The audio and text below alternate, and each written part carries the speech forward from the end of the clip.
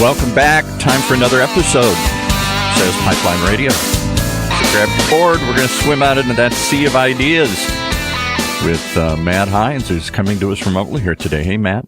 Welcome, everyone, to another episode of Sales Pipeline Radio. Thanks so much for joining us. For those of you listening on podcast feed, thank you so much for subscribing. You can find every current, past, and present episode of Sales Pipeline Radio at salespipelineradio.com. Every week, we are featuring some of the best and brightest minds in B2B sales and marketing. Today is absolutely no different. I am extremely excited to have with us today Alex Shootman. He is the CEO of Workfront. I got to know him very well back in the Eloqua days. We got so many topics we can cover, Alex, but we want to talk about the book, Done Right, How Tomorrow's Top Leaders Get Work Done. Thanks so much for joining us today. Hey, Matt, it is great to be here. And as always, it's great to work with you. Thank you for that. And I was mentioning to you, just as in our prep here, that your name comes up very often from people when we ask them at the end of interviews for Sales Pipeline Radio. We ask them, who's someone or a couple people that have had a big impact for you in your life and your career. And the name Alex Shootman comes up a lot, especially people that have worked with you in past roles that were part of the Eloqua team up and through going public. And one topic that comes up a lot is something that you shared with me, and I've heard many, many people that you work with quote as well. And it's a big part of this book, Done Right. And it's the idea of hitting your number and doing it the right way, and how you think about the answer to those questions and what it means for the people in your organization. So let's start off by maybe just giving people an overview of what that philosophy is like for you. One of the things that we talked a lot about at Eloqua, we talk a lot about here at Workfront, is this notion of getting it done and doing it right. And mentally, if you think about a 2x2 grid with a vertical axis being getting it done and a horizontal axis being doing it right, it's the notion of, the vertical axis is low to high. Are you getting it done? Are you not getting it done? Doing it right is, are you living up to the values of an organization, or are you not living up to the values of an organization? And it's this notion of, if you're not getting it done, not doing it right, it's probably not a great place for you. If you're doing it right, but you're not getting it done, you have the values of the organization, but you might need some coaching on how to objectively accomplish the role that you've been given. If you're getting it done and you're doing it right, you're the person that everybody ought to see their name in lights. And the tough one is, if you're getting it done, but you're not doing it right, you probably ought to be fired faster than anybody in the organization, because nothing destroys the pursuit of the culture that you want in a company faster than being willing to tolerate people who can accomplish their goals but don't live up to the values of the organization. So that's the notion we shared. And what I found over time is, I believe people are good and people want to do the right thing. A lot of times they just haven't been given the space to put a premium on values. I love your explanation of all that. I think it makes a ton of sense. And, I think it sometimes, falls into the category of easier said than done, right? I think people hear that, if they're hitting the number, not doing the right way, we want to maintain culture. When the rubber meets the road, I've seen many organizations struggle with that a little bit, because, sometimes you'll have some of your best performers, perhaps in a sales or business development role, hitting their number, supporting the sales or sales numbers.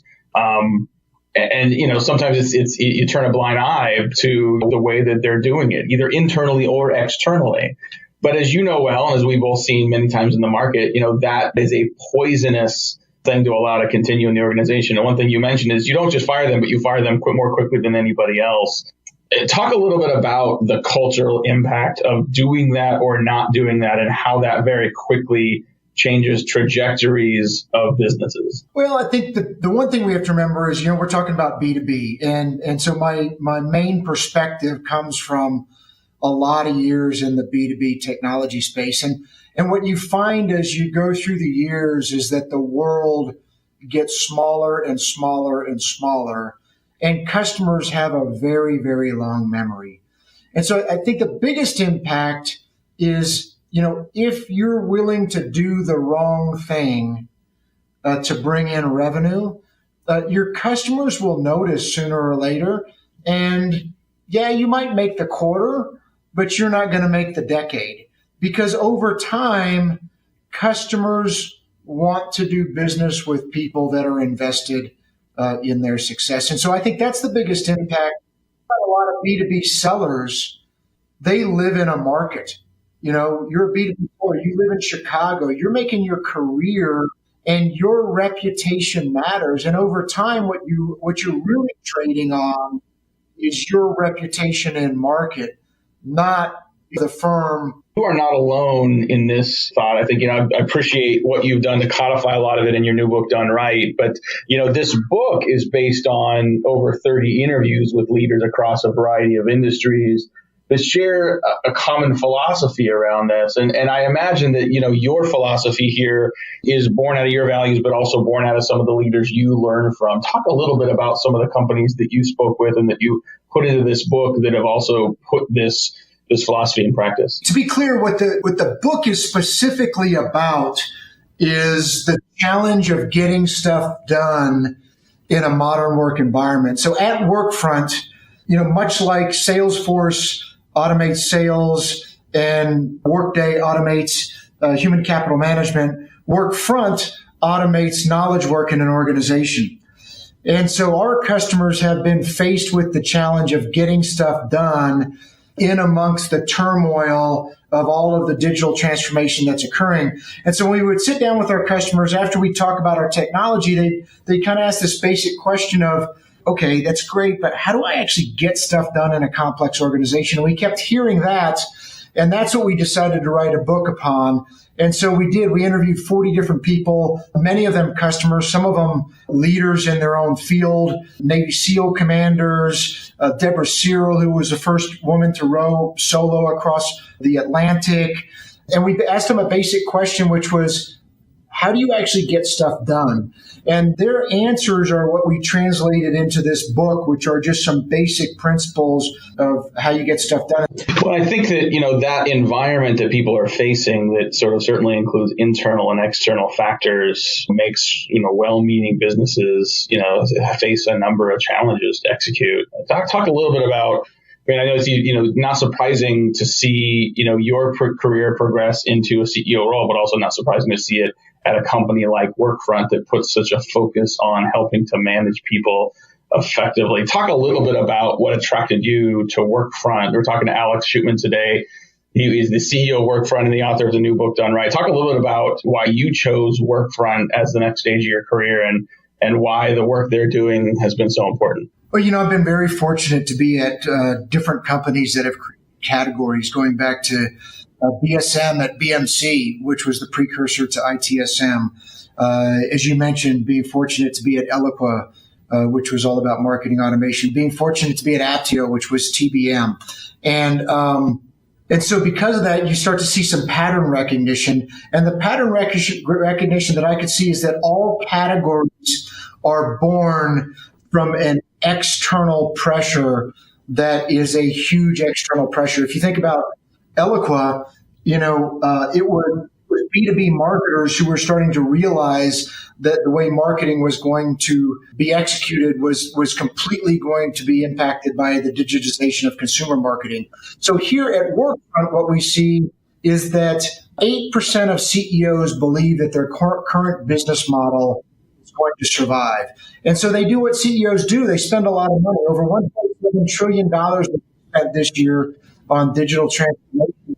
And they don't achieve their intended results because they need multiple groups of people to work together effectively. The product team with the technology team, with the marketing, with the distribution team. And so what I could see from Workfront is supported the transformation efforts inside their enterprises. So that's why I came to Workfront. Yeah, just a couple more minutes before we take a break with Alex Shootman, the CEO of Workfront. And, what I love about this book you've written is not just that it's got a lot of great advice, but it's got a number of tools that allow people to start to put these ideas into practice. Right at the very beginning of the book, before you even get into it, there's this exercise workflow that, sort of is this progression going from sort of your vision statement into how you are working and managing and responding to what happens in the business and in the market. You can download a lot of it just at downrightbook.com to a more specific sort of operational exercise level. We got to take a quick break, pay some bills. We'll be right back with more with Alex Shootman. We'll be talking a little more about some of the components of the Done Right workflow, including making sure you've got the right foundational pieces in place and then have the tools and the strategies to make adjustments along the way. We'll be right back on this episode of Sales Pipeline Radio.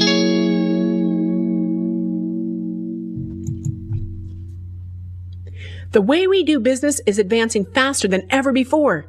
Yet amongst the disruptions, there's one pillar that stays standing through it all: the power of a relationship. Relationships are at the core of everything. So how are today's organizations developing, nurturing, and leveraging them to drive success? Join Matt Hines and Sigster's VP of Marketing, Justin Keller, for the on-demand webinar, The State of Relationship Marketing, and learn how your team can bridge the gaps between relationships and revenue. Listen now at hinesmarketing.com. That's HEINZ marketing.com. All right, let's pick it back up with Matt and the second part of his interview. Welcome back to Sales Pipeline Radio. Thanks so much for joining us today. Boy, I feel like we could go for an awful long time talking today to our guest today, Alex Shootman. He is the CEO of Workfront. He has run many companies. He was the president of Eloqua, leading through the IPO and the acquisition by Oracle. He has been on the board of numerous companies and is now not only the CEO of Workfront, but also the author of the new book, Done Right. And before the break, Alex, we were talking about this exercise workflow, and there's so many great sort of tools in here. I feel like even if people don't take the entire toolkit and workflow, there's components that are really, really important. One at the very end of the workflow, you call the Done Right value pyramid. Can you talk a little bit about what that is and how people can put that into practice? Yeah, what we actually do at the very end is each chapter is a building block, basically in terms of building a work plan that allows you to be successful in executing work. And so starting from the very beginning of, are you able to explain to people why you're doing the task that you're doing? Why are you pursuing the work that you're doing?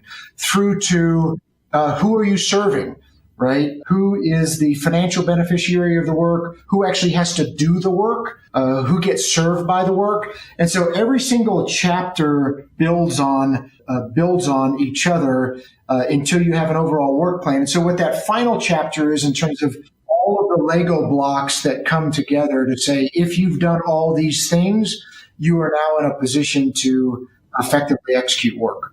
I love that. And I think you can definitely get a copy of these exercises, learn more about the pyramid at the website. Hold on one second. The website, donerightbook.com. The other thing that was really interesting to me, and it's mentioned a couple times in the book, is this idea of commander's intent. And I love the idea of sort of having a strong sort of objective and intent up front. Talk a little bit about what that means from your perspective, and then how you manage that in a work environment that tends to be maybe a little less autocratic in many companies than used to be. Like, how does that work? How do those things work together? Well, first of all, I learned commander's intent from a friend of mine, Commander Mark McGinnis, who had spent over 20 years in the Navy SEALs. And the actual notion of commander's intent is not to be autocratic, right? So the notion of commander's intent is, as Mark taught me, as the leader, my role is to explain what we're trying to accomplish. But then my next job is to get out of the way, because you're really smart and you ought to be able to come up with approaches to accomplishing the task at hand. If you can turn it over to your team to figure out the how. So commander's intent is not meant to be autocratic. It's actually meant to create a lot of freedom in a dynamic work environment. I found, to your point, is that a lot of times, even though people, don't want to be sort of told what to do as a command, they want to know where their work is coming from. They want a strong leader that can tell them, here's where we're going, here's how we're going to do it. And I think that gets back to sort of this idea of doing work the right way. And you mentioned earlier that people generally are good and are willing to do the right thing. How do you, as an employee, as someone managing your career, try to find organizations that are doing the right thing? I mean, it's one thing to look at what people's values are on their website or maybe on the wall, but how do you truly find evidence of companies that are going to live those values and sort of live the intent you have in the book here when you haven't been able to sort of spend time living and breathing that culture? Well, I mean, it depends upon the size of the organization, but what I would look for is, like, if you came to Workfront, if I was interviewing at Workfront, I would ask people, hey, tell me who you tell me who you think is a really great employee inside of Workfront. Tell me who has been recognized lately for doing a great job inside of Workfront. Tell me their names, and then tell me some of their behaviors. And tell me if they were rewarded for those behaviors. Because you see, here's the thing about culture, right? Culture is merely the external manifestation of a shared set of values of a group of people. Much like behavior as an individual is merely the external manifestation of the beliefs of that individual. My wife and I have been together for 34 years. After 34 years, she does mostly know me, but she still doesn't know me completely. And the way that she forms her opinion of me is how I behave. How I behave is related to what I believe. And so I think if you go into a company and you ask people who are the winners inside of the company and how do they behave and how do other people talk about the way that they behave, you'll start to pick up on some what that organization really values and doesn't value. Well, just a few more minutes here with Alex Shootman, the CEO of Workfront. Definitely encourage you to check out his book, Done Right, for the number of people that I've heard talk about just how much they've learned from Alex on leadership and on culture and just doing things the right way in organizations. This book codifies a lot of that. So definitely encourage you to check it out. You can get a copy, learn more at donerightbook.com. And Alex, I think, I want to kind of end where we started. I mentioned to you how many people we've interviewed on this show that have mentioned you as an inspiration in their career. Who are some people that you have looked to that have been inspirational for you? People that either have been managers in the past, mentors. They could be authors. They could be alive or dead. Who are the people that have meant a lot to you that maybe you recommend other people kind of seek out and learn from as well? Well, one for sure is Bill Miller. Bill is currently at BMC Software, and Bill actually hired me into IBM a million years ago. And Bill was the person that taught me that there's a right way to do things and that it's worth doing things the right way. So my first boss ever was just a great fingerprint on me that said there's no shortcuts and you got to do things the right way. Another person who was at BMC he's now retired, is a guy named Daryl Bettenhase. And Daryl took a big risk on me and asked me to do a pretty big job at BMC. And then I'd say the last person, he's a board member today, and I feel like he was a partner when we were at Eloqua, was Joe Payne. The thing about Joe that always stayed with me is you just cannot outrun your customers. You have got to do a great job by your customers, and your customers are your future reputation. Bill and Daryl and Joe. And then finally, the acknowledgement of the book, a guy named Art Wilson, who was my mentor for years. And many of the principles that are in the book, I learned, late nights at Art's Ranch in Boerne, Texas. It's hard for me to think about Joe Payne without imagining him or seeing him again in a spacesuit up on stage at Eloqua Experience. But, his lesson around sort of, putting a greater focus on your customers could not reinforce that, or to just reiterate that more from an Eloqua standpoint. I mean, we were Eloqua customer, Eloqua partner, for a long time. And, there aren't that many conferences you go to where you see more hugs than handshakes. And I've been to maybe 3 in my life. And one of those was every year at Eloqua Experience. It was the community that the company built. It was a relationship with customers. It was the culture that clearly you and Joe and others in the company had built very successfully. Well, if you want to learn more about how to build that for yourself and in your organization, not just your sales and marketing team, but your overall organization, get a copy of Done Right.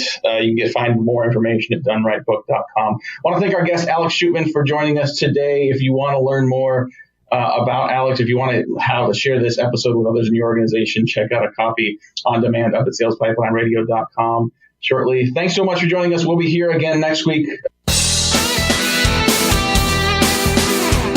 You've been listening to another episode of Sales Pipeline Radio right here on the Funnel Radio Network for at-work listeners like you.